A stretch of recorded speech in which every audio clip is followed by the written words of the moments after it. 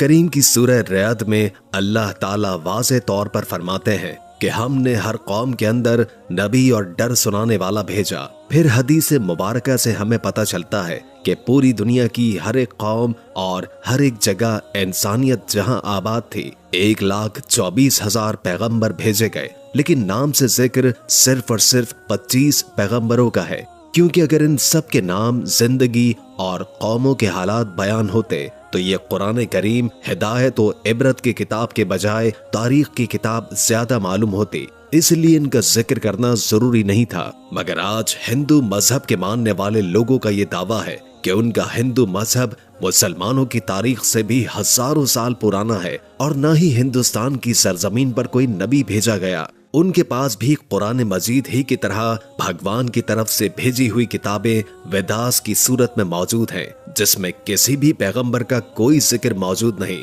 जबकि सूरतुल अंबिया आयत 107 के अंदर अल्लाह फरमाते हैं कि हमने आपको तमाम जहानों के लिए यानी कयामत तक के इंसानों के लिए हिदायत बनाकर भेजा, जिसका मतलब है कि इसमें हिंदुस्तान की सरजमीन भी शामिल है। तो फिर हिंदू मजहब के मानने वाले इसका इनकार क्यों करते हैं? अगर उस सरजमीन पर कोई नबी वाकई ही नहीं भेजा गया तो फिर रसूल करीम सल्लल्लाहु अलैहि वसल्लम का जिक्र इन किताबों में कैसे मौजूद है? नूह अलैहिस्सलाम और उनकी कश्ती का जिक्र कैसे बयान हुआ है? हजरत ईसा अलैहिस्सलाम की वापसी का जिक्र कैसे बयान हुआ है? एक अल्लाह की इबादत का क्यों कहा गया है? अगर ये वाकई उस कौम के अंदर हिदायत के लिए आने वाले किसी नबी की तालीमात हैं, जिन्हें वक्त के साथ बिगाड़ दिया गया, तो वो कौन से पैगंबर हैं? यानी सवाल ये है कि ये हिंदू किस नबी की उम्मत है? आइए इन सवालात का जवाब तारीख से जानने की कोशिश करते हैं और ऐसे हकाइक जानते हैं जो तमाम हिंदू पंडित, स्कॉलर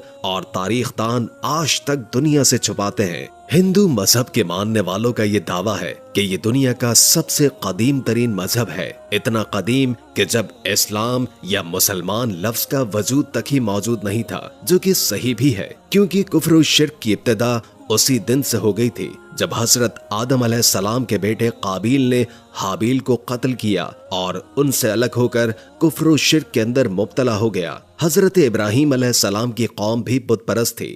हजरत मूसा अलैहिस्सलाम की कौम ने भी एक वक्त पर सोने के बछड़े की इबादत शुरू कर दी, यहाँ तक कि रसूल अल्लाह सल्लल्लाहु अलैहि वसल्लम के ऐलान नबूवत से कबल काबे के अंदर 360 बुत मौजूद थे, जिन्हें फतह मक्का के वक्त साहबा कराम ने तोड़ तोड़ कर टुकड़े टुकड़े कर दिए, जिससे ये मालूम होता है कि बुत परस्ती तो दुनिया के पहले इंसान हजरत आदम अलैहिस्सलाम की नाफरमान औलाद के वक्त से आज तक मौजूद है। मगर इसका ताल्लुक किसी मजहब से नहीं बल्कि गुमराही से है, जो कि शैतान उनसे करवाता रहा। मगर जहाँ तक हिंदुस्तान की सरजमीन का ताल्लुक है तो यहाँ पर उन लोगों की हिदायत के लिए यकीनन कई पैगंबर भेजे गए, जिनकी कुछ तालीमात तो आज भी सही हालत में मौजूद है, मगर ज्यादातर को बिगाड़कर उसी की वजह से बुत परस्ती और गुमराही शुरू हो चुकी है। क्योंकि उन किताबों में आज भी एक खुदा की इबादत का हुक्म दिया गया है। ये बताया गया है कि खुदा का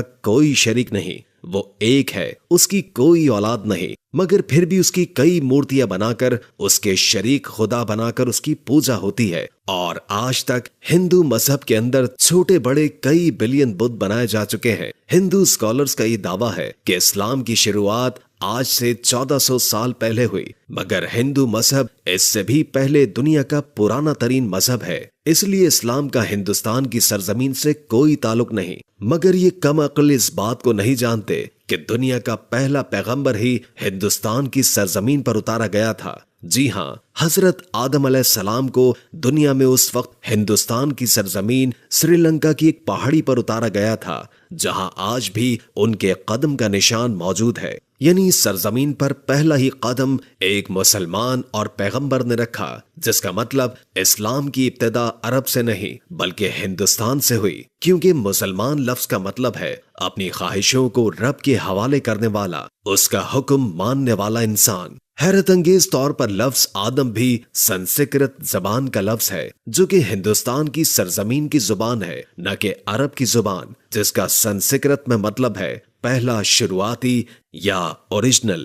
इसलिए आदमी का मतलब है आदम अलैहिस्सलाम की औलाद, जिन्हें कदीम संस्कृत की किताबों के अंदर संभुआ मन्नू कहकर पुकारा गया है। अगर हिंदू किसी तरह से उनके वजूद का इनकार करने की कोशिश करें तो ऐसा बिल्कुल नामुमकिन है, क्योंकि उनकी मुकद्दस किताब ऋग्वेद और विवेश पुराना में आदम अलैहिस्सलाम की तख्लीक, फरिश्तों का उन्हें सजदा करना, आदम अलैहिस्सलाम से हजरत हव्वा अलैहिस्सलाम की तख्लीक, शैतान का इन दोनों को बहकाकर जन्नत से निकलवाना और फिर जमीन पर उतारने का जिक्र वाज़े तौर पर मौजूद है। विवेश पुराना चैप्टर 42:7 के अंदर ये तमाम वाकयात बयान है, बिल्कुल ऐसे ही जैसे कुरान पाक की सूरह बकरा और इंजील मुकद्दस में भी मतीस पुराना में लिखा है कि खुदा ने आदम अलैहिस्सलाम के जिस्म को 2 हिस्सों में तकसीम किया, एक को संभुआ मनु यानी आदम और दूसरे को फीमेल यानी शत्रुपाका बनाया, जिन्हें मुसलमान हजरत बीबी हव्वा अलैहिस्सलाम के नाम से जानते हैं। इसका मतलब अगर इन तीनों दुनिया की सबसे बड़ी नायाब किताबों के अंदर एक जैसी चीजें मौजूद हैं तो इनका सोर्स भी एक ही होना चाहिए, यानी एक खुदा। श्रीलंका की सरजमीन से हिंदुस्तान की सरजमीन को जोड़ने के लिए कदीम तरीन कुदरती पुल आज भी हजारों सालों से पानी के दरमियान मौजूद है, जिसका बनाना कोई इत्तेफाक नहीं है। सो इसके बाद सबसे अहम सवाल यह है कि इस हिंदू सरजमीन पर जिस पैगंबर को भेजा गया होगा, क्या उसके बारे में हमें तारीख में कोई शवाहिद या सबूत मिलते हैं? सबसे पहली बात यह है कि हिंदू नाम का कोई मजहब तारीख के अंदर कहीं पर मौजूद ही नहीं है, और न ही हिंदू मजहबी किताबों में और न ही कोई और आसमानी किताब मसलन तौरात, ज़बूर, इंजील के अंदर इसका कोई जिक्र मौजूद है। बल्कि दरिया सिंध के पास रहने वाले, सिंधु नदी के करीब रहने वाले लोग अपने इलाके की निस्बत की वजह से नाम को बिगाड़कर हिंदू कहलाए जाने लगे, जबकि असल में इनका ये मजहब संस्कृत जुबान के अंदर हिंदू नाम से नहीं, सनातन धर्म के नाम से तारीख में मौजूद है, जिसका अरबी में मतलब है मजहब पर कायम रहने वाला, जिसका बिल्कुल ऐसा ही मतलब कुरान करीम की सूरह रूम के अंदर भी मौजूद है, जहां पर इस्लाम को हमेशा बाकी रहने वाला दीन कहा गया है। यानी सनातन धर्म का मतलब भी मजहब इस्लाम है। तारीख के हवालों और मजबूत दलाइल से ये पता चलता है कि ये वैद किसी और पैगंबर पर नहीं बल्कि आदम सानी यानी हजरत नूह अलैहिस्सलाम पर उतारे गए, जिसमें उन्हें नूह कहा गया है। वैदों में पैगंबर और अजीम शख्सियात के लिए मनु का लफ्ज कहा गया है, यानी नूह अलैहिस्सलाम को बड़े सैलाब वाला मनु कहकर बयान किया गया है, और उनकी कश्ती से लेकर सैलाब तक का तमाम तर वाकया तफसील से मौजूद है, जैसे कि कुरान की सूरह हूद में और बुक ऑफ जेनेसिस चैप्टर 7 के अंदर भी ये बयान है। वेदों में लिखा है कि जब बड़े सैलाब के बाद दुनिया फिर से आबाद होगी तो मैं उन वेदों को नाफिज करूंगा। और भावेश पुराना चैप्टर 42:7 के अंदर नूह अलैहिस्सलाम के तूफान के बारे में बयान किया गया है, और ये भी कि उस मनु को खुदा ने कश्ती बनाकर उसके अंदर जानदारों को सवार करने का हुक्म दिया, जिसके बाद एक अजीम तूफान आया जिसने हिंदुस्तान की सरजमीन पर जिंदगी को खत्म कर दिया। लफ्ज नूह संस्कृत जुबान के अंदर भी मौजूद है, जिसका मतलब है कश्ती वाला, वही मतलब जो कि अरबी जुबान के अंदर है। उस दौरान ये वेदास फ्यूचर के बारे में बयान कर रही है कि कैसे एक बड़ा तूफान आने वाला है और कैसे एक बार फिर इंसानियत की शुरुआत होगी। फ्रांस के एक राइटर A.J.A. डबावस को 40 साल तक पढ़ा और बताया है कि तूफान नूह के बाद हिंदुस्तान की सरजमीन एक सहरा की तरह थी जिसे आबाद किया गया, और खुद वेदास भी बार बार नूह अलैहिस्सलाम को मुखातिब करके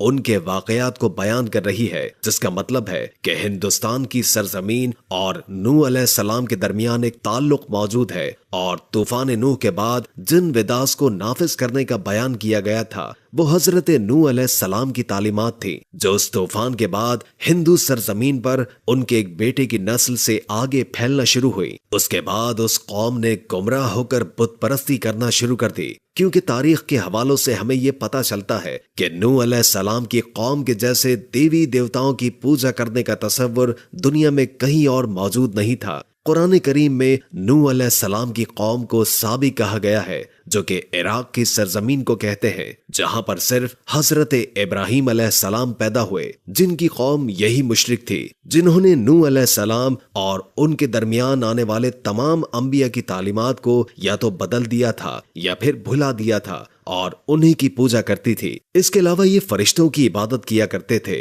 इसलिए खुदा के साथ साथ फरिश्तों की मूर्तियां भी बनाकर उन्हें भी खुदा का दर्जा देना शुरू कर दिया। बिल्कुल ऐसे ही जैसे हर बड़े काम पर अल्लाह ने फरिश्ते मुकर्रर किए हैं और वो हर बड़े काम पर अल्लाह की तरफ से पाबंद है, इसी तरह उन लोगों ने हर काम करवाने के लिए एक अलग अलग खुदा मूर्तियों की सूरत में बना दिया। ये लोग सितारों और आग के भी पुजारी थे, इसलिए आज भी हिंदू कौम सितारों के इल्म के अंदर इतना यकीन रखती है और आग की भी परस्तिश करती है, उसे मुकद्दस जानती है। मगर सबसे अहम सवाल ये है कि ये सब जानकर भी और अपनी किताबों के अंदर वाज़े तौर पर एक खुदा और पैगंबरों की तालीमात को वाज़े तौर पर देखकर हिंदू कौम इसका इनकार क्यों करती है, क्यों नहीं मानती कि अल्लाह के वादे के मुताबिक उनकी कौम के अंदर भी अल्लाह का पैगाम उतारा गया, उन्हें भी डर सुनाया गया।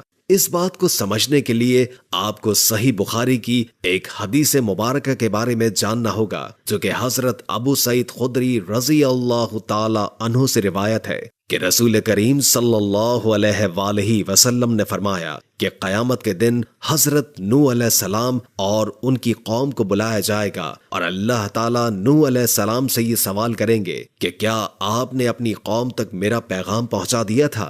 हजरत नूह अलैहिस्सलाम फरमाएंगे कि बेशक मेरे मालिक। इसके बाद नूह अलैहिस्सलाम की कौम से पूछा जाएगा कि क्या नूह ने मेरा हुक्म तुम तक पहुंचा दिया था। ये लोग इनकार करेंगे, नहीं, हमारे पास कोई भी डर सुनाने वाला नहीं आया, हमें आपका कोई पैगाम नहीं मिला।